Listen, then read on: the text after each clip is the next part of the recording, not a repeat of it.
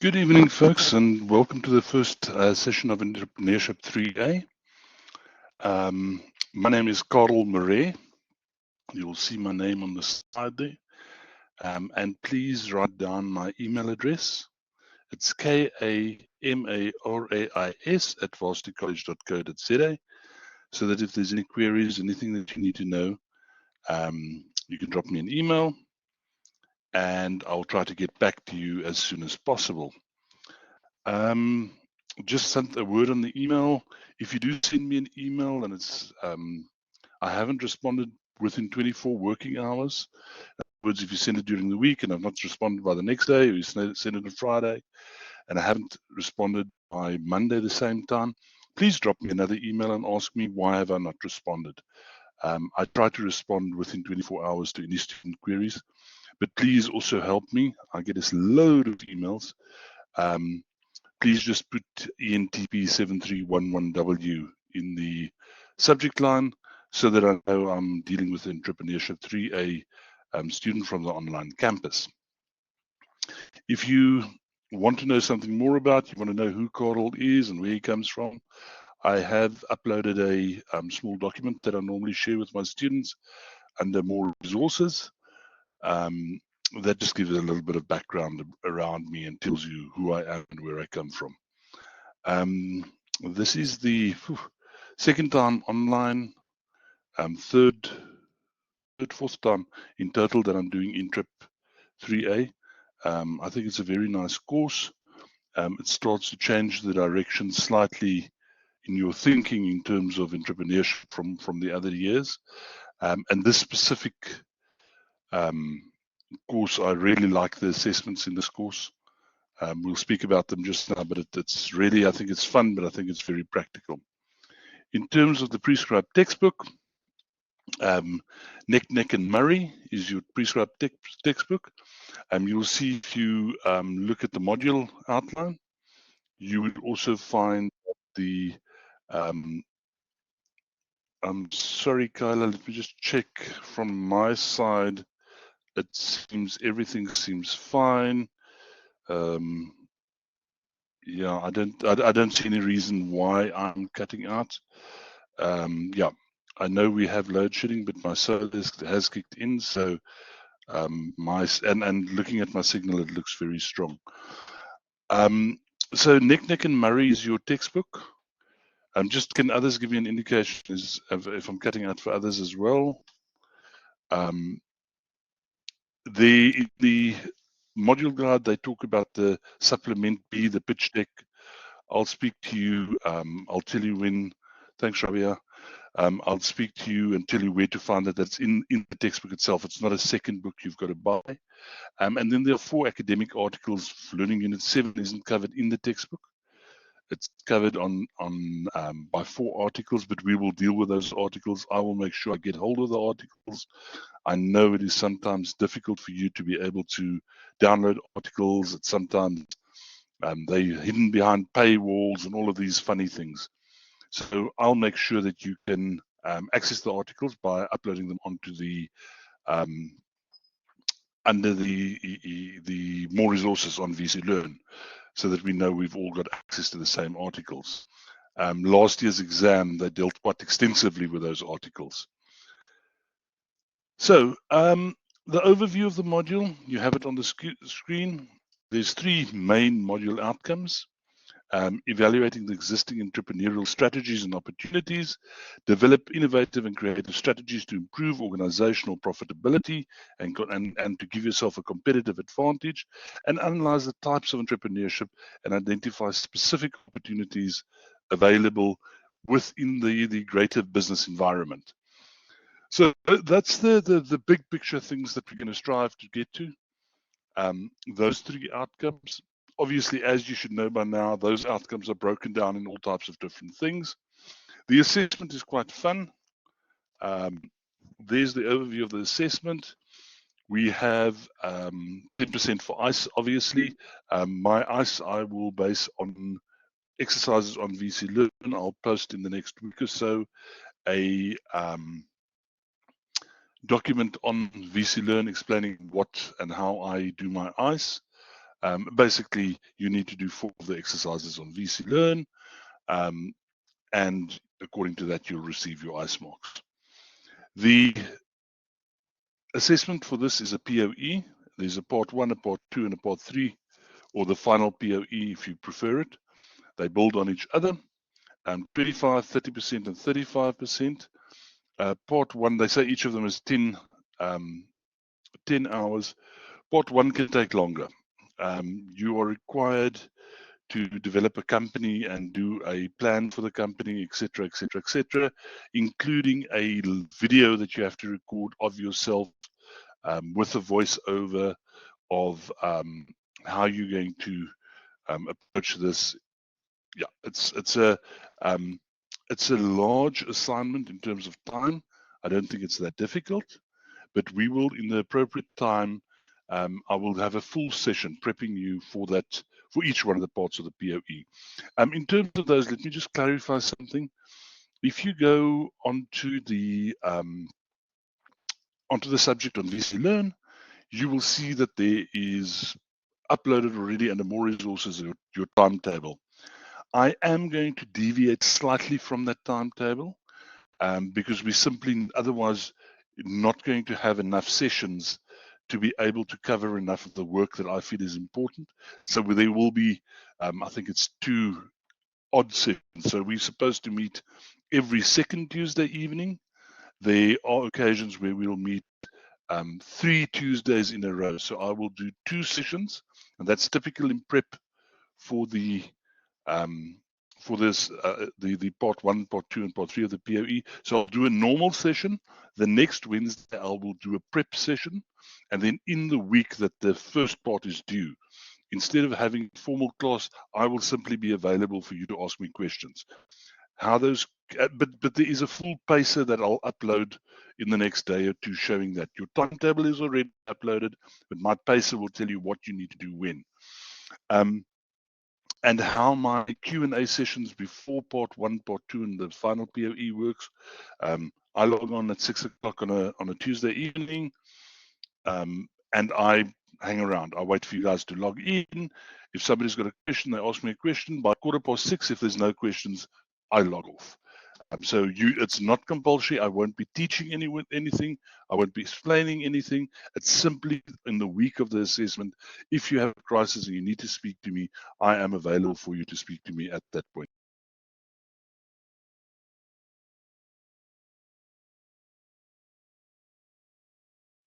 In terms of the due dates of the assessments, I know it's a little bit difficult to read there. The current correct dates, the first one is due on the 3rd of April. So late February, we will have the whole of March, and then on the 4th of April, you will do the first one. A bit more than a month later, 13th of May, you'll do the second one, and then the 5th of June would be the final submission of the full portfolio of evidence.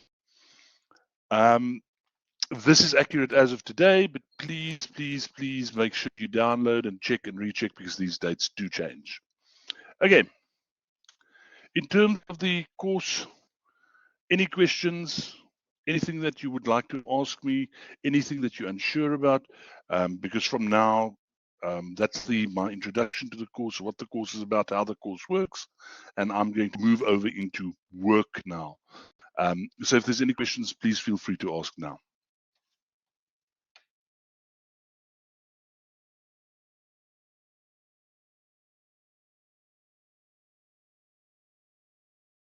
Kyla, I think that could be quite right that I was your lecturer in Cape Town. Very, very likely. I am based in Cape Town. So that's my day job is in Cape Town. My night job is on here. Okay, guys, I'm going to get into it. So please, while I'm busy working through this material, please, let's just remember a couple of things.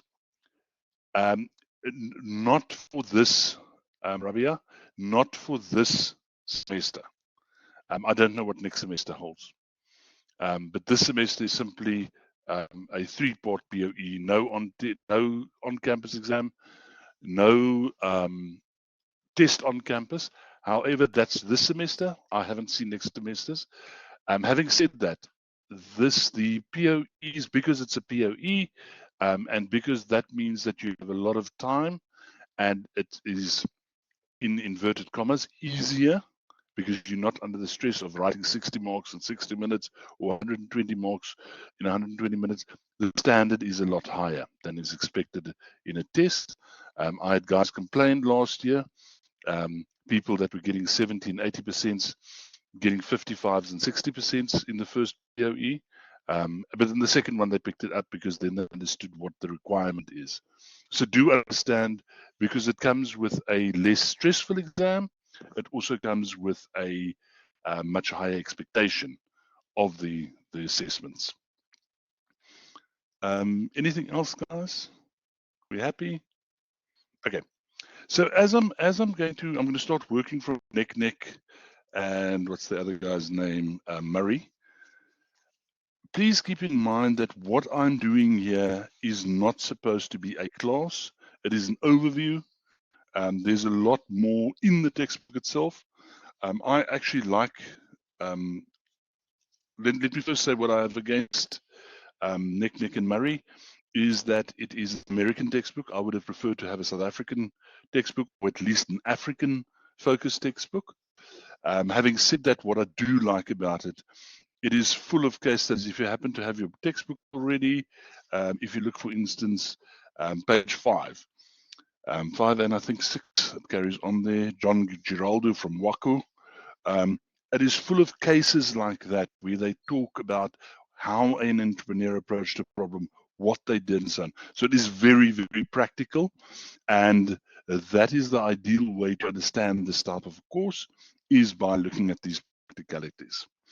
Okay, guys, so chapter 1, practicing entrepreneurship.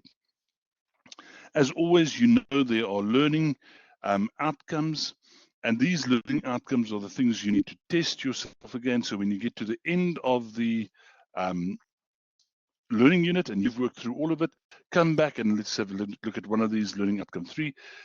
Distinguish between entrepreneurship as a method and a process. Can you, and these are typically high levels, so can you do 20 marks to 30 marks in distinguishing between entrepreneurship as a method and a process? If you cannot do that, you have not mastered this learning unit. Go back, relook at it, come back, see if you can answer those down. Then obviously they're not going to ask the questions like that, but you need to be able to do that with practical examples, especially for this module, where it's all about practice and the practicalities of it. So firstly, as a form of introduction, what is entrepreneurship? What are the entrepreneurship methods? So entrepreneurship does a couple of things. It involves thinking about problems, acting on those problems after you've identified opportunities, and the approaches you use to those problems. Those 4 things are the key things. And if you are doing that and you're doing it over time, you will develop a set of skills, and we call those the entrepreneurial skills, right? So it gives you these skills that you are then able to apply to a problem, to show how you will approach a problem. And when I say problem, it is a problem in society that you want to exploit, and you want to exploit that opportunity by placing a solution that consumers out there want to use. So that is what it's about. There's still, and even at the 3rd year level, there's still a lot of myths around entrepreneurship. So let's have a look at a couple of things that what entrepreneurship is and is not. Entrepreneurship is not reserved for startups. In other words, entrepreneurship is not something that you use only in a small company, a one-man show, where you decide, there's an opportunity, I'm going to seize this. Entrepreneurship is something that is practiced throughout the business world and should be practiced throughout the business world, even in the largest of large companies. Entrepreneurs are not special. There's not some special entrepreneurial gene that some people have and some people don't have, and you are either an entrepreneur or not. And this goes with truth number 3: entrepreneurship can be taught. So you are living proof of this, that over the course of a even shorter courses, but over the duration of a longer course, we can teach people how to approach things and how to be entrepreneurial in their actions. Further truths. There's this idea that entrepreneurship or entrepreneurs are these massive risk takers. Risk takers go to the casino and they play all their money on red. That's a risk taker. Entrepreneurs do calculated risks. And please, folks, it's something I always teach my entrepreneurship students. And even when I'm teaching other subjects and we have a module on entrepreneurship in those courses, I always teach people, when you talk about entrepreneurs and risk, you always have to talk about calculated risk. And an entrepreneur is not somebody who simply sees an opportunity and throws everything they have at this opportunity. They look at the opportunity, they determine whether this opportunity is viable, and one of the key things they use to determine if this is viable is by saying, how high is the risk? For some entrepreneurs, they might have a very high tolerance of risk. Others may have a lower tolerance of risk. The fact is a calculated risk. They understand dangers, they understand the advantage, and according to that, they act. And acting with calculated risk to an opportunity might well mean walking away from that opportunity. That is also entrepreneurial. To say no to an opportunity, it doesn't suit my risk profile.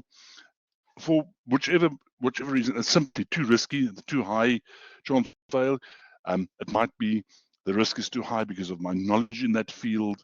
It might be that the barriers of entry are so high, so I'm going to have to pay so much money that even if it is successful, for the risk I'm taking, the little bit of money I'm going to make, not worth my while. Okay, truth number 5, entrepreneurs collaborate more than they compete. You have this idea in the business world that entrepreneurs are always fighting the other competitors. They always try to be better. In fact, the best entrepreneurs are those that approach competitors and collaborate with them and work together with them and find new ways in which they as a group can make money together.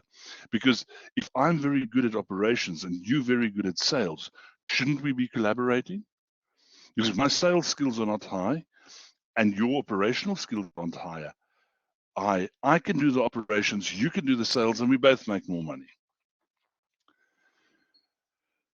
This number 6 is a big one, and this is probably part of where your thinking needs to start changing.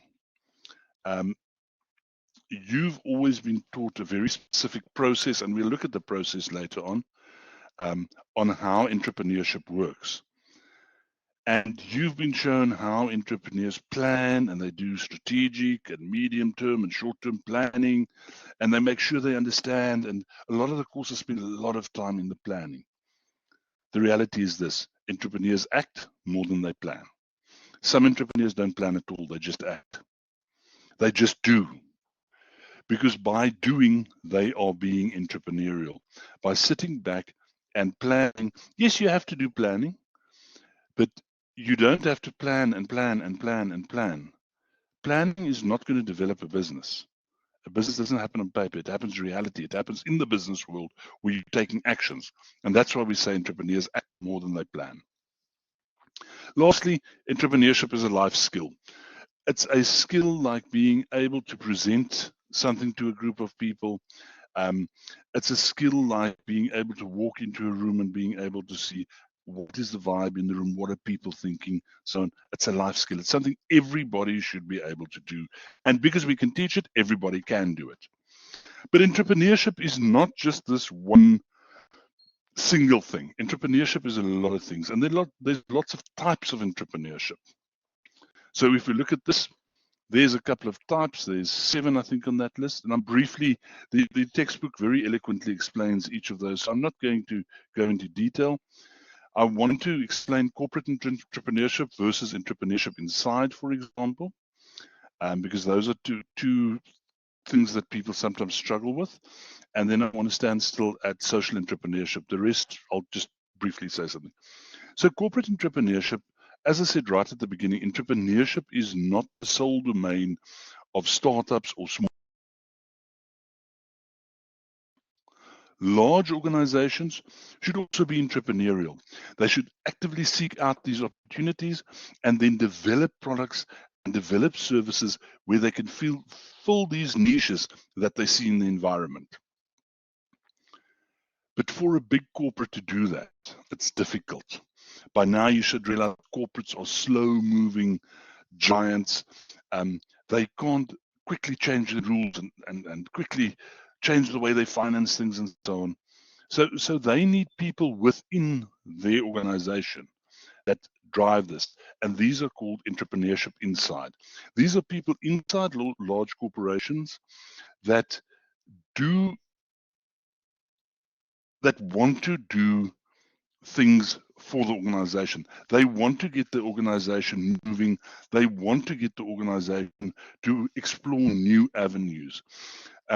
So these are people that are entrepreneurial in their thinking, but they work inside these corporate places, and they actually drive corporate entrepreneurship. Franchising, you should know, and franchising is a debatable one. There are people that argue franchising is not entrepreneurial. I'm not going to get into the debate now, but for the purposes of this course, we see franchising as an entrepreneurial venture, and we see both the franchisee and the franchisor as entrepreneurial. Buying a small business, that's rather obvious, and then social entrepreneurship. So entrepreneurship is the activity of seizing opportunities, of being able to see an opportunity and to be able to exploit that opportunity. And I want to just read a section from the textbook. I don't like reading from textbooks, and that's not how you teach people, because people can read. But they talk in the textbook how some people argue that all entrepreneurship is social. Others say social entrepreneurship is only in the non-profit circles and sectors.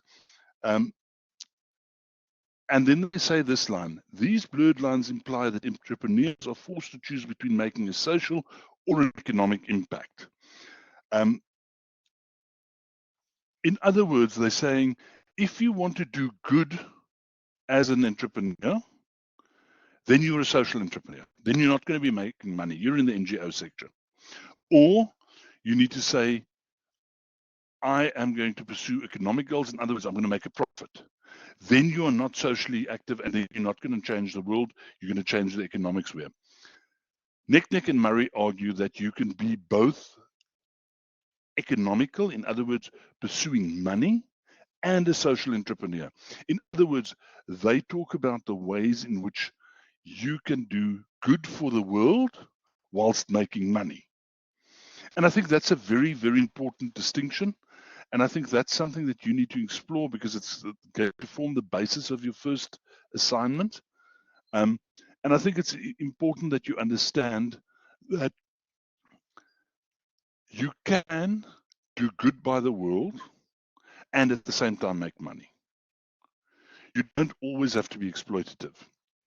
The last two forms of entrepreneurship is simply family entrepreneurship, where families together work in one company and they are an entrepreneurship family, multiple family members working the same. And then serial entrepreneurship is people who habitually start businesses, and they start and build businesses, sell them on, move on into new places, start a new business, keep running that company while they start a new. I like to think that is real entrepreneurship. Not necessarily every second day that you're starting a new company, but an entrepreneur should always be looking for new opportunities. And as there are so many new opportunities out there, they are going to start more than one business, maybe 10 years apart. It might not be 6 months or a year or a couple of days or months or weeks apart, but they will start multiple businesses over their lifetime. Okay, moving on to the next section. Entrepreneurship is a method, not a process. So on the screen now, that's table, 1.2 from your textbook. This is what you've been taught about entrepreneurship. You think about a product or service to sell, so you have that light bulb moment. You do your market research. once you know your market research, you see this, this is a possibility. You do some financial projections, see what's it going to cost to manufacture, how much can I sell it for, how big is the market, how much money I'm going to make. Okay, now it's time to do this thing. So now I've got to get a couple of people together. And once I've got the people together, I write a good business plan. Because once we've got a good business plan, we know we have a business. I use my business plan to get financing. I go to Friendly Fools. I go to the bank. I go to a crowdsourcing, crowd financing platform, and I get my money together. Now we're ready. Now we can find a space. We can get our machineries, do a prototype, hire some more people. Now we go to the market. We say, guys, look at this amazing product. And the product launches, we manage the business. And while managing the business, we decide, when do we exit? And that is the process of entrepreneurship. This is an old, outdated view. Things don't work like that. Entrepreneurship is a method. It's a way of looking at the task, looking what the components are, and doing what's called actuation. Simply doing things, and everything that all these things that you do contribute to the achievement of the overall end goal, which is to start a business. As I say, this idea of this step, and you can't do the next step before you haven't done this step. So you can't go find financing before you haven't got your business plan, and you can't set a business plan before you don't have some financial. No, forget it. This process step is not an effective way to start a new venture. It is something that has caused and is part of the reason why so many businesses fail so early on in their journey, because people try to step by step do this journey when in fact they should just get on with it. Okay. The whole idea is that seeing it as a method. In other words, let's just talk about what a method is. A method is a way of doing things. A process is a step-by-step journey. So seeing entrepreneurship as a method means anybody can do it. You don't have to be an expert. A novice can do it. So it's inclusive. It includes all of us. Anybody can do this entrepreneurship journey. But it is something that you need to do, and you need to continuously do it, because it gets better with practice. The more you do it, the more you get used to it, the more you feel comfortable with it. And the beauty of, because it's not a prescribed linear process, it works in the VUCA. If you don't know what VUCA, V-U-C-A, VUCA environment is, and go Google it. It works in that VUCA environment. And that's the environment that we live in today. So having this pre-planned idea that I'm going to follow these steps and the environment is going to cooperate with me doesn't work. So it is a way of thinking differently. I know I said to a previous class, so in other words, you must forget what you learned in first and second year. And they were very upset with me because I'd basically told them that they wasted their time. I'm not saying you've wasted your time. I'm just saying you have got enough knowledge now to start thinking in a different manner, to start approaching the way that you think about entrepreneurship, to change that approach, to start thinking about it as a method. Now, if we look at the method versus a process, a method is a set of practices, it's a set of doing things, while a process has known inputs and predicted output. So you think, I'm going to do this and that's going to happen. But the moment something changes in the environment, then you're stuffed. But if it's a way of practicing, a way of doing things, whatever changes, you just keep doing what you're doing, because you're going to be able to adapt. As I said, you need to practice it. It's the method you need to go through and learn. And as you carry on, you learn more and more. Whilst in terms of it being a process, it's just one step after the other. In other words, it's a linear process. Whilst the method is iterative, it goes around and round in circles. You do something, it doesn't work, you do it again, it works a little bit, you do it again, it works better, and you keep doing, you keep working at it, and it gets better and better and better. In a linear process, you've got to go right back to the beginning, because you're predicting, call that guessing, what's going to happen in the future. Whilst the method is a creative, you keep on creating, you keep on thinking, okay, what can I do? How can I do this? Where can I go?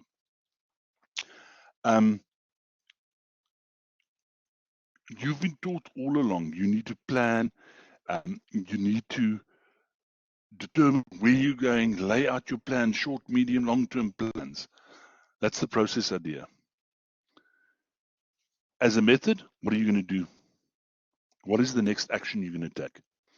That is the idea with the method. And you do that because you want to learn more. Every time you do something, you learn more.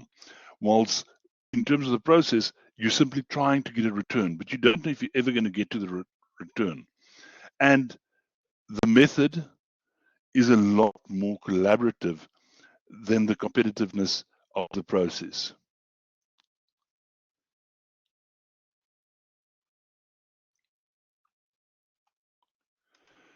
So if we look at the key components of entrepreneurship as a method, there are 8 components, 8 things that happen in the method. Please, please, please do not see these 8 things as 8 steps.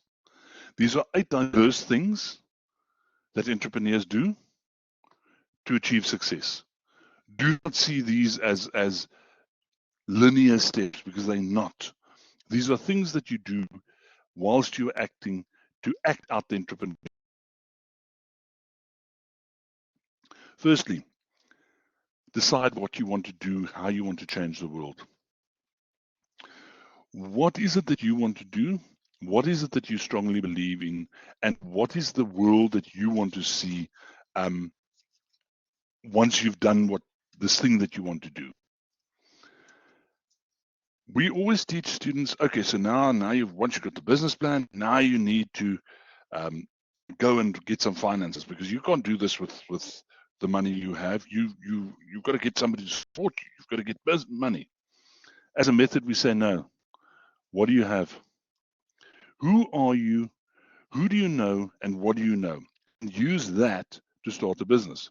So for example, and I'll give you a simple example. You're a student. As a student, you've probably got contact with other students, and in general, and I know I'm shooting myself in the foot in the online world, but in general, you know young people because you're probably younger. And I'll deal with older people now because that's also an interesting topic. So in that world, what do you know? Who are you? What do you know? And who do you know? And what can you do with that? What are the actions you can take? If we look at the older student, which we find a lot in the online space, an older student is also a unique being who also knows a lot of people. And there might be an opportunity there to start something with what they have. And that's the key thing. With a method, we don't say, how much money do I need? You ask, what do I have? And you start with what you have. And describe that idea as you see it now. What can you do now with what you have? Don't say, once I have the following machinery, once I have a factory, once I've this patent, once I know how to, no, what can you do today? Describe that now. And then we come back to what I've said earlier. What is the affordable loss that you're prepared to take? How much money are you prepared to lose? How much time are you prepared to lose? Determine that now. Because the risk I'm prepared to take on something and the risk you're prepared to take on something is going to differ. So you must attempt to prepare what is your, what we call the affordable loss. How much can you afford to lose? Is there something you can lose? What is the thing, and are you prepared to do it? And then Nike it. Just do it. It doesn't have to be something radical. It doesn't have to be something massive. So I'll tell you a little something about myself. I work in Cape Town, but I don't stay in Cape Town. I stay in a small community about 120 k's out of Cape Town. And yes, I travel in and out. And no, I'm not mad. I love my lifestyle. This thing about take small actions, just do something. So I wanted to start doing bees, start doing honey. But hives cost a lot of money. I don't have a lot of knowledge. So I would have to learn, and it would be a long process. But I wanted to do something. So what did I do? I found a person out in the Free State who does sunflower honey. It's not a honey we get commonly in the Western Cape. And I'm buying honey from her. So I'm buying 20-liter buckets. That's about 30 kilograms of honey. I'm decanting it into bottles and I'm selling it in my local market. It's nothing drastic, but I am in the honey business. Can I do other stuff later? Hell yes. Later in time, I could get some hives. I can do my own honey. I can make other products from honey, etc., etc. But I've not sat back and just said, yeah, I want to get into. So firstly, I've got to get an apiary going. So I've got to get 25 hives. Got to get training. I might need to find people with knowledge. Where am I going to get money? Who can I ask? No. I simply took a little bit of money and I bought a tub of honey, bottled it, took it to my local market, and I'm selling it. Right? And it's small. I'm not ready to retire from it. But the fact is, I've done something. I'm busy practicing my business. I'm not sitting here writing a business plan. And that's a key component of this idea of the entrepreneurship method. Network and enroll others in your journey. Find people who can and want to work with you. So in my little honey story, I've already found a restaurant that wants to use my honey. So we're busy negotiating on how we can not only supply them honey that they can use in their recipes, but also for when they do breakfasts and so on. So I need to repack my honey into a small bottle, possibly put their label on it, etc., etc. So there's also people out there that you can work with those people. And you learn. As you go along, you learn. I at one stage thought, oh, yeah, honey, I'm going to make soap.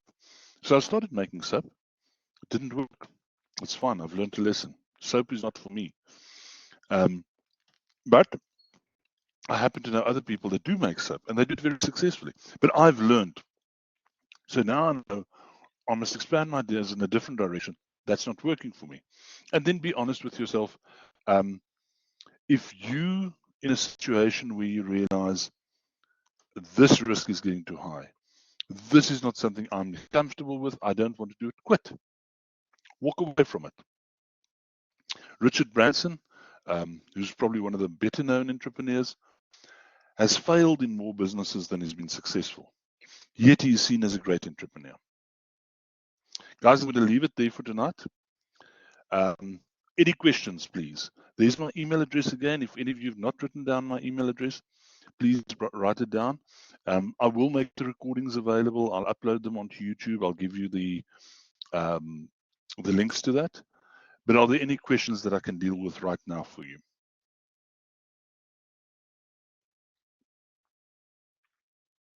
Okay, guys. If that's it, if you think of anything, drop me an email. Thank you for joining me tonight. As I say, keep an eye on the page.